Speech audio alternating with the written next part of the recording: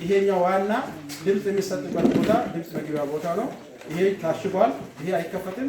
እነዚህ አራቱ ይከፈቱና እዚህ ጋር ይደፋሉ። የትኛው ድምጽ ትክክለኛ ድምጽ ነው ትክክለኛ አይደለም የሚለው እዚህ ጋር ሽማግሌዎችና ታዛቢዎች ባሉበት ቦታ ይለያል ማለት ነው። ስለዚህ አሁን ይቆረጣል። እንግዲህ አሁን ወደ ቁጠራ ልንገባ ነው። መጀመሪያ ይለያል። ድምጽ የትኛው ትክክለኛ ነው ትክክለኛ አይደለም የሚለው ይለያል።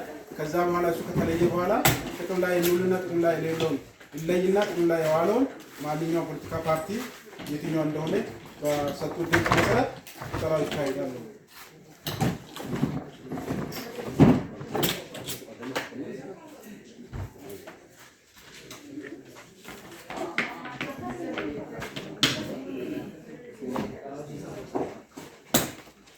እቺኛው የመሃለኛው አትነካ በቃ ታሽጓል። ሌላ ድምጽ አይሰጥም ማለት ነው። እሱን ለማሳየት ነው። ይሄኛው እዚሁ ነው የሚመለሰው። እዚሁ ስለሚመለስ ይሄኛው ይመዘገባል። ታዛቢዎች ባሉበት ቦታ ይመዘገባል። ታሽጓል ማለት ነው። አራቱ መጨረሻ ላይ ድምጽ ወደዚህ ሲመለስ ይደረጋል ማለት ነው። ይሄው አሁን ይሄ የህዝብ ተወካዮች ምክር ቤት የህዝብ ድምጽ ነው ማለት ነው። ይሄው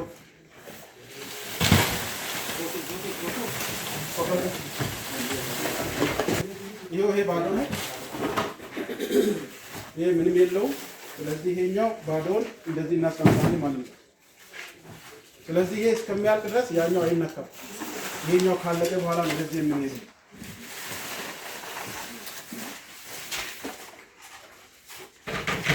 እንግዲህ አሁን ወደ ልየታ ነው የምንሄደው።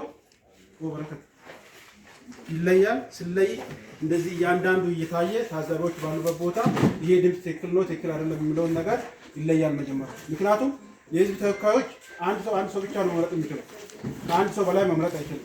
ስለዚህ ሁለት ከሆነ ይሄ ድምጽ ምን ይሆናል ማለት ነው? ድምጽ አልባ ነው የሚሆነው።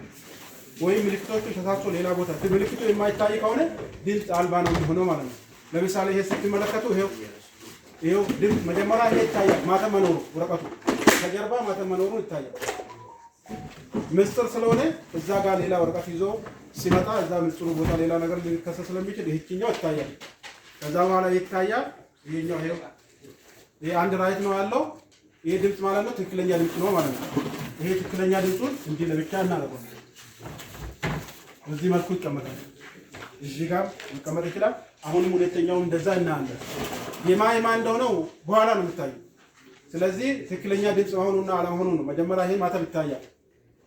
ከዛ በኋላ ይሄኛው ድምጽ ደግሞ ትክክለኛ መሆኑና አለመሆኑ ይታያል። እንግዲህ የህዝብ ተወካዮች ነው አንድ ድምጽ ነው የሰጠው። ስለዚህ ይሄ ድምጽ ትክክለኛ ነው ማለት ነው። እዚህ ጋር ይደረጋል። እንደዛ እየተደረገ ነው ትክክለኛና ትክክለኛ አይደለም የሚለው ከለየም በኋላ ወደ ቁጠራ የሚገባው።